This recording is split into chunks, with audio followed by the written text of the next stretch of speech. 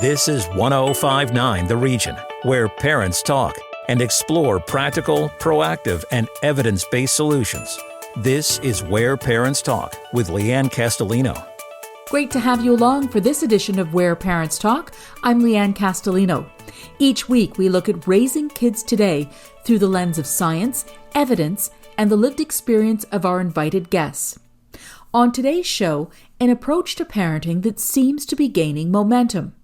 Joining us to discuss conscious parenting is a best-selling author, TedX speaker, and entrepreneur.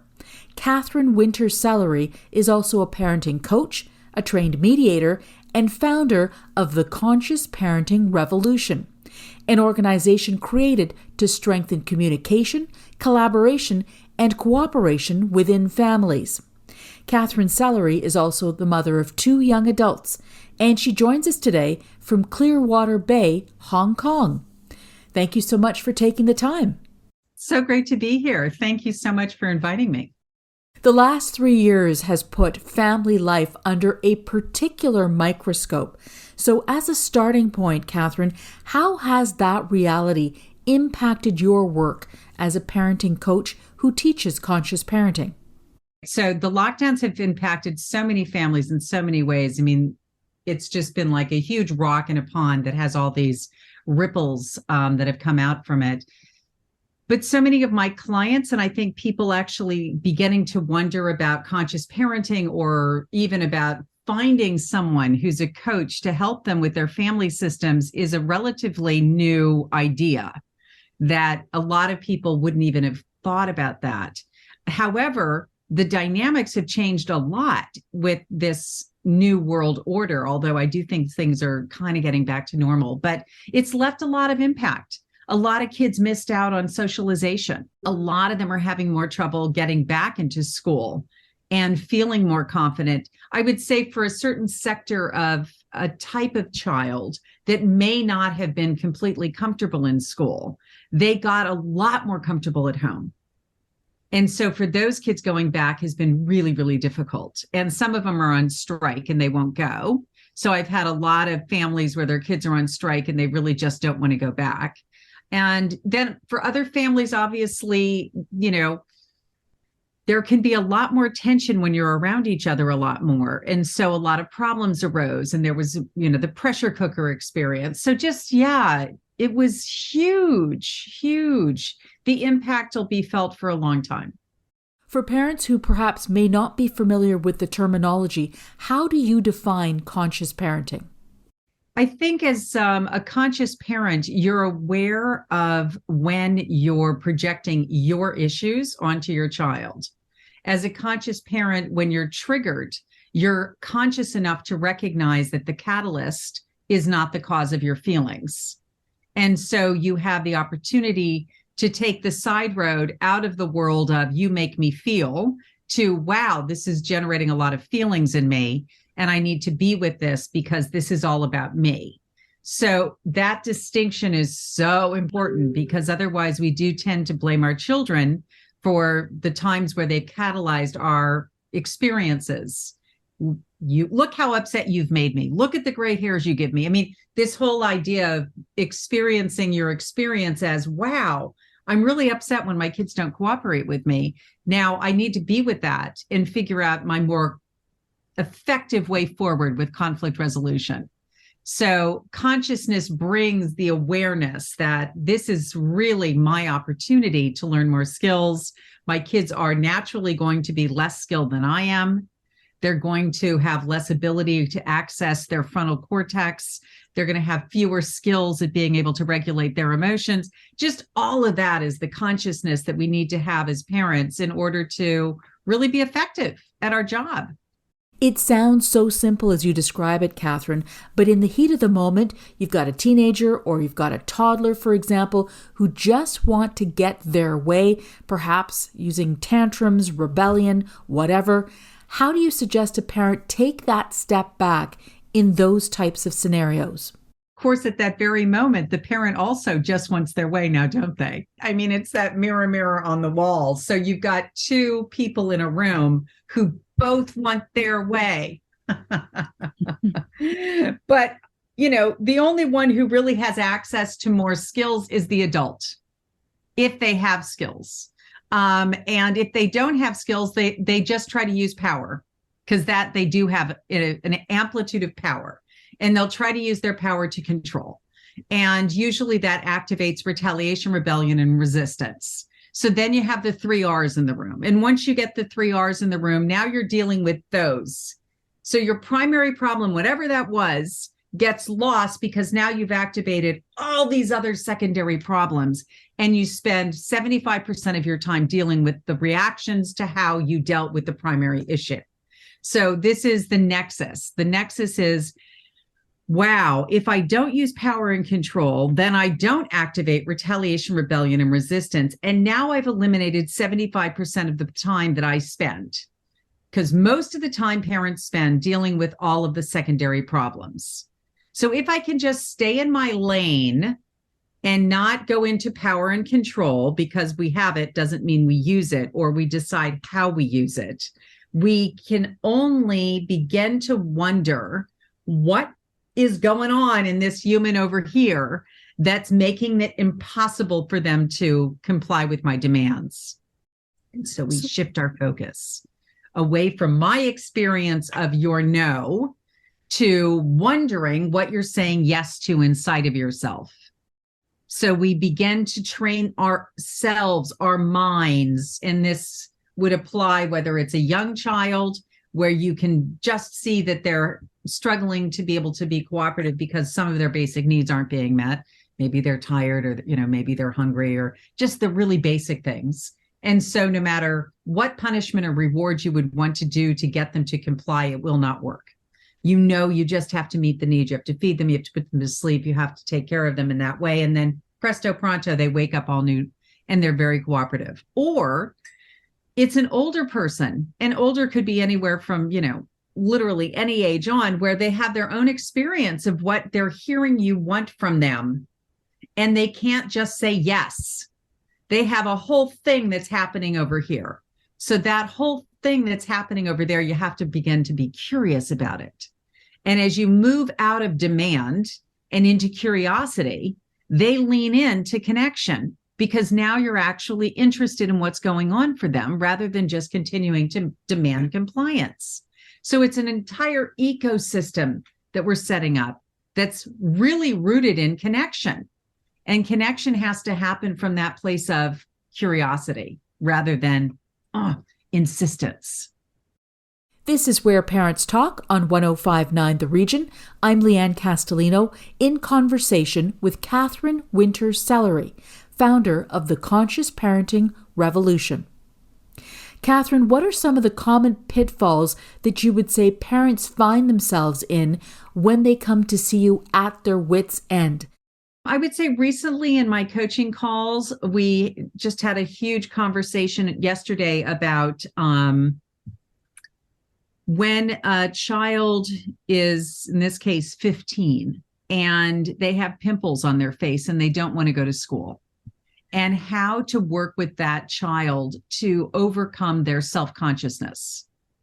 And this is, right now we're talking about a teenager, but you can take that all the way down the line and all the way up the line for that matter. Every one of us has a self-concept. And our self-concept either supports us getting through things that are difficult or it doesn't. And so I think that a lot of parents have and are struggling, seeing their children make the bad decision of wanting to stay home and hide from the world at large because they're worried about what people are going to say about the way they look that day.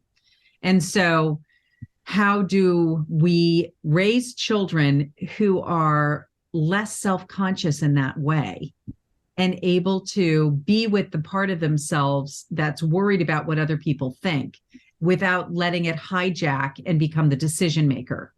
And so a big conversation that I find with parents all the time is this idea of, are you raising children to grow up with this thought, what other people think about me is none of my business? Or are you raising children to be so concerned with what other people say And that starts back in the house, where if you train children to be obedient and compliant and just do as they're told, you're focusing the mind of the child on the other person with power and control and what they're going to do, usually rewards and punishments. And therefore, the mind of the child is always focused on this thing outside of them. And we call it an external locus of causality. And we actually train children to be thinking about what other people are going to do or say to them and let that become the pivot point, as opposed to teaching children to have an internal locus of causality, who are motivated from within, for them to be in touch with that part of themselves and be able to turn toward it with interested curiosity. They themselves establish what we call self-in-presence. And if they have self-in-presence and the capacity to hold space for all of these different parts of themselves that are arising constantly, if you get the pimple or if somebody brushes you off or this or that, it activates something inside of them. Do they have the emotional resilience to learn how to turn toward that something and be with it?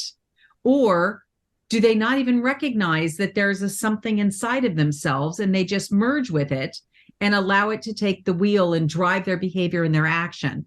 So this core sense of self and the development of that allows parents to create an ecosystem for their children to grow up where what you think about me is none of my business.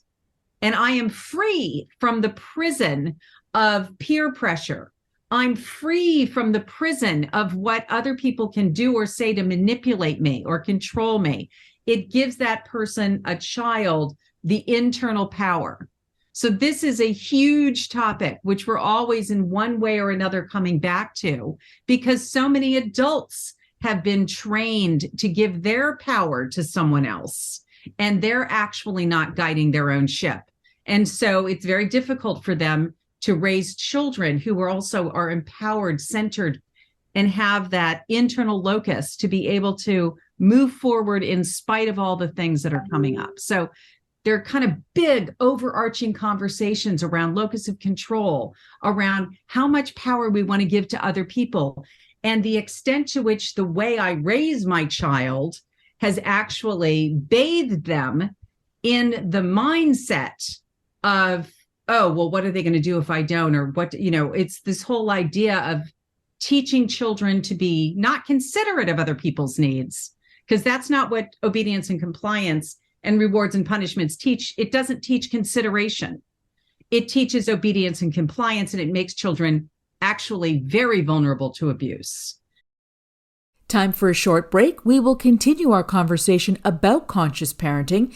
When we come back, tricks, tips, tools moms and dads may want to consider to practice conscious parenting. Want to learn more about the show? Email info@whereparentstalk.com. Stick around. Lianne Castelino and Where Parents Talk will be right back on 1059 The Region. Welcome back to Where Parents Talk. Listen live at 1059theregion.com. Here's Lianne Castelino. Welcome back.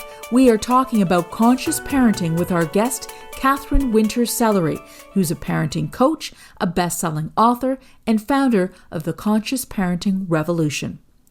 Katherine, at what point does a parent say to themselves, I think I need more guidance, additional support, I think I need help from an outside source? Because that is not always a default position for many parents who may be struggling silently. Totally. No, as I said to you, I think COVID was the tipping point. COVID brought a certain element that had never been there before. So now for a lot of families, they're spending more time in close contact than they've ever spent. And that is not necessarily a formula for connection. Sometimes it's a formula for more eruptions. And so a lot of conflict, as you probably know, there was a tremendous amount of abuse that happened in families during COVID as well. So if you find yourself yelling at your kids, if you find yourself feeling, if you're self-shaming, like, oh God, I'm a horrible mother, what's wrong with me? And you're doing all of that cruelty to yourself, then it's time for help. It's time to recognize, oh my gosh, I don't even realize that when I signed up to be a parent, I signed up to have all of my own demons served up to me through my children. My children came as my teachers. They came to heal me. They came to bring up for me everything inside of me that I haven't had to look at. And so before you know it, for a lot of people, their children become like a battleground. And there are lots and lots of arguments because maybe their kids are not going to be obedient and compliant. Maybe they have an autonomous child, which when in the trainings that I teach, we talk about having the belongers, the kids who want to please you. They want to make you happy. They feel like, if you're okay, they're okay. And they're always looking to see how's mom doing, how's dad doing, and they will adjust their behavior based on the response. So those are kids that are easier to raise because they really are bathed in this idea of what other people think about me, actually makes me feel good or bad. So I would say there's a huge risk factor with those children. They might be easier to raise, but they're also very much at risk. And then you've got the kids that are prepared to basically upset the apple cart, ruffle your feathers, not please you. And those are the kids that are like, no, I won't do it. And that really, the no, I won't do it can activate a lot of parents into out of control behaviors of their own. And so if you have an autonomous child who's prepared to risk your displeasure, then chances are you're drowning as the parent, because most parents only have this one mechanism: power, control, rewards, and punishments. And that is the least effective. And not only not effective, it makes the problem worse. So if you don't have other skills in your tool shed, your relationship is going to get more and more severed, more and more distant, and more explosive. And the child will become more and more explosive because the parent, without even knowing it, is pouring gasoline on the fire every time they open up their mouth. On that note, Katherine, what are some other key tools that you suggest parents may have to have in their arsenal if they want to pursue a conscious parenting approach? Primarily knowing when to shift from trying to deliver a message to really leaning in and listening. Listening is not giving instructions, lecturing, asking questions, moralizing, preaching. That is not listening. And parents who think that those responses are listening are really mistaken. And it is the gasoline that they're pouring on a fire where the other person doesn't feel seen, heard, understood, or really from their perspective reflected back. So being able to shift from the deliverer of the message to the one who can listen to the resistance that they're getting and really understand it so that they can give back to the child and reflect back to the child their perspective, the child's perspective, is like the magic wand. So I would say in this whole big cabinet of tools, that's the magic wand. Also, self-compassion, the ability for that parent to really have compassion for their own experiences, because their inner child is being activated all day long. And it's the one that's beginning to possibly take over their directiveness, what's going on for them, the words coming out of their mouth, the ideas that come into their heads. And so just being able to go, wow, this is a huge overreaction. For parents to acknowledge their own overreactions and to recognize that when they are in an overreaction, they're ineffective, manipulative, abusive, pouring gasoline on the fire. They need to learn how to take care of themselves so that they don't damage this relationship. And I think there's a ton of people who either make excuses for themselves or potentially shame themselves, like kind of the two spectrums, but don't necessarily just go, wow, I just need to learn new tools. I just need to become more effective at conflict resolution. I just need to be a more cooperative parent who doesn't see children as needing to just do as they're told. So I guess one of the other big tools is really recognizing the extent to which you may have, without recognizing it, a strong prejudice against children. You describe to yourself any behaviors that you don't like as being manipulative, out to get you, that they could have done better, they're not. That when you begin to describe their bad behavior in those terms, it really is evidence of what I call the last marginalized community to really be acknowledged. And the last marginalized community to be acknowledged is children. And that they are routinely treated as though they are manipulative, they could have done better. I hear parents say these things in describing the behaviors that they don't like, when we all know, well, maybe not, that behavior is a reflection of needs being met or needs not being met. So the more tragic the expression of the behavior that you're seeing, the tragic expression of the unmet need. And the more tragic expression of the unmet need, and the more tragic expression of the unmet need. And when you see it that way, you're less inclined to go to, well, we got to come down hard on them, because if you allow this to just keep on happening, you're going to get more of it. And now that's the mindset again, that it's you reward the behaviors you want, you'll get more of them. Punish, come down on the behaviors you don't want, you'll get less of them. Well, that would only be true if we didn't know about retaliation, rebellion, and resistance, and that the 3 R's are activated through power and control. Not with everyone, but with a lot. And, you know, some of my TED Talks, one of them in particular says the rebellion is here, we created and we can solve it. And it speaks to children who have so felt unseen, unheard, not understood from their perspective over such a long period of time. They've been isolated and alone and in pain, and everyone looks at the tragic expression as punishable offenses, which causes them to feel more isolated, more alone, more afraid. And the expression of that becomes a more and more tragic expression. And it can result in many lives being lost, many lives being lost. So if we don't get this right and begin to see the tragic expression of the unmet need rather than good, bad, punishable, what do I do to it, then we activate a whole nother problem that is impacting society. And it's epidemic. And it's across all, you know, generational lines, cultural lines, geographical lines. It doesn't matter. It's a human response to being not seen, acknowledged, or heard. We can extrapolate and see how this applies on geopolitical scales. We can see it on all kinds of different areas. And it all starts at home. To me, that's sort of like the place where everything changes. We change the world when we change our families. You are listening to Where Parents Talk. I'm Lianne Castelino, and we're talking about conscious parenting with our guest, Katherine Winter-Sellery.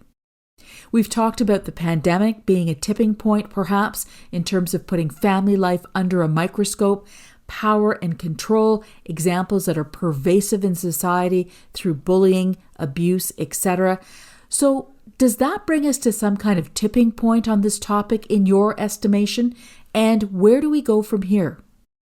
The mechanism that a lot of systems use, from the family system all the way through to our governmental systems, I think the systems that work the best are the ones that have a concern that everyone has a voice at the table, that everybody's perspective is taken into consideration, that you actually have the ability to, you know, pass the pen around the table and have every person at the table be able to say what the other person's perspective was and understand it, and then be able to say, and here's how I see it. And so if you can do that, it is that sharing of information that really supports transformation. And so whenever we can do that, whether it's at home or it's at the school board meeting or it's in a student teacher conference or if it's any other forum, then it's no longer about, I have the power and control and your job is to simply bow to me. It's no longer about any of the things that require us to exert rather than to connect. And connection is really from that place of, well, even though I have the power and control, I would like to use my power and control in ways that I believe will bring about more harmony, more connection, will bring about a sense of we all really do belong to each other. That if we have that deep sense of, if we all do really belong to each other, then what's going on for you impacts me one way or the other. And so it becomes of interest to me, maybe from a selfish place, because if you're not okay, I'm not okay. But it really is a mindset shift away from, I got all mine, so I don't care so much about you as long as mine and what I consider mine is taken care of. So if I start to think of things a little bit differently, that really this idea of we belong to each other, then mine is actually like, well, I'm not okay then if you're not okay. And, these are huge conversations we're having right now. So to just in a very light way, put a brush to it, I would say, yes, how we look at power and control and what is ours is a big part of the conversation. And then what's responsible and how do we move forward? You said earlier, one of the conversations that I have in my trainings and what I find parents are concerned about, you can get to a place where my compassion and understanding can also be enabling bad behavior. So again, each one of these is so nuanced. How do I not use power and control when I see my kids are doing things that I'm concerned about? How do I manage that line between demanding obedience and compliance because I'm the mother, I'm the father, I'm the one who is the elder, into the land of the protective use of force, where actually I'm using force because I'm worried about what would happen if I continue to let you go down this road, which could jeopardize your reputation, could jeopardize your future, could jeopardize. There are times when parents have to get in there and use power, not from demanding compliance, but from a place of, oh my God, this is protection. And from that place on the outside, the things we're doing can look like control and power, but it's not coming from the same place inside. So, just throw that in there, because I'm sure a lot of people will be listening to this going, well, hold on a minute. If I give up on using my power, then what's going to happen? They'll never do their homework. They'll never do this. They'll never do that. And I would say, well, on that level, we need to shift the reason why kids do things. So now we're into the land of motivation and what motivates someone. We're back to the story of, well, is it the carrot or the stick? Or is there something about intrinsic motivation that motivates someone? And this is a massive conversation about motivation. Can we motivate without using power and control? Can we motivate without using rewards and punishments? And in fact, if we don't use those things, will their own intrinsic motivation come forward? So much important food for thought. Katherine Winter-Sellery, founder of the Conscious Parenting Revolution, thank you so much for your time and your expertise today. Thank you so much. It's been a pleasure to be here. I'm Lianne Castelino. Thank you for listening and hope you'll join us next time. Sign up for Lianne's parenting newsletter and so much more at whereparentstalk.com. This is Where Parents Talk on 105.9 The Region.